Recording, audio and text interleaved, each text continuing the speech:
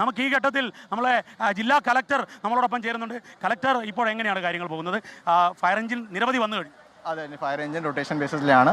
ഒരു ഫയർ എഞ്ചിനിൽ വെള്ളം തരണമെങ്കിൽ അവർ ഫില്ലിംഗ് ചെയ്തിട്ട് തിരിച്ച് വരും. അതിൻ്റെ സൈക്കിൾ പോലെയാണ്. പിന്നെ എയർപോർട്ട് അതോറിറ്റിയിലെ ഫയർ ടെൻഡറിൽ വെള്ളം ഫില്ലിംഗ് ആണ്. കാരണം അതൊരു സൈക്കിളിലേക്ക് പോലെയാണ്. അവർക്ക് ഒരു എക്സ്ട്രാ സ്ട്രോങ് ഒരു പമ്പ് ഉണ്ട്. അതുകൊണ്ട് അവിടെ വെള്ളം ഫിൽ ചെയ്തിട്ട് അങ്ങനെ ആ രീതിയിലാണ് നമുക്ക് എന്താണ് ശ്രമിക്കുന്നത്, അവിടെ ആ സൈഡിൽ ഫയർ കുറച്ച് കൺട്രോൾ ചെയ്തതിന് ശേഷം വേറെ ഏരിയയിൽ സ്പ്രെഡ് ചെയ്യാവില്ല. അതാണ് നമുക്ക് പ്രധാനപ്പെട്ട ടാർഗറ്റ്.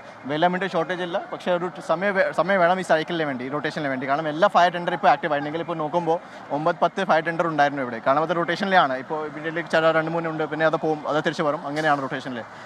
ഞാനിപ്പോൾ ക്ലിയർ ആയിട്ട് പറയാൻ പറ്റത്തില്ല എത്ര സമയം വേണം, പക്ഷേ ഇപ്പോൾ ഫയർ കൺട്രോളിന് ശേഷം മാത്രം നമുക്ക് കുറച്ച് ക്ലാരിറ്റി വരും എന്താണ് പ്രശ്നം, എങ്ങനെയായിരുന്നു. Thank you collector. ഈ ഘട്ടത്തിൽ നമ്മൾ ഡെപ്യൂട്ടി മേയർ സ്ഥലത്ത് രക്ഷാപ്രവർത്തനം നേതൃത്വം നൽകുന്നുണ്ട്. നമ്മളോടൊപ്പം ഡെപ്യൂട്ടി മേയർ. ഇത് കോർപ്പറേഷന്റെ കെട്ടിടമാണ്. ഈ കെട്ടിടം കണ്ടാൽ തന്നെ അറിയാം ഫയർ സേഫ്റ്റി സിസ്റ്റം ഇല്ല എന്നുള്ളത്. അതായത് ഇതിന്റെ ഒരു അനധികൃതമായ നിർമ്മാണത്തിലല്ലേ ഇത്രയും വലിയൊരു അപകടം ഉണ്ടായത്.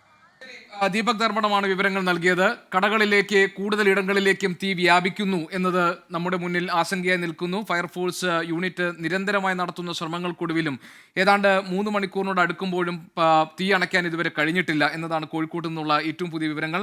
രാഹുൽ സുരേഷ് കൂടി നമ്മളോടൊപ്പം ചേരുന്നുണ്ട്. രാഹുൽ, ഇതിപ്പോൾ ഒരുപക്ഷെ ഈ സിലിണ്ടറുകൾക്ക് തീ പിടിച്ചിരിക്കാനുള്ള സാധ്യതയുണ്ട് എന്നതാണ് ഇപ്പോൾ നമ്മുടെ മുന്നിൽ ഒരു സംശയമായി നിൽക്കുന്നത്.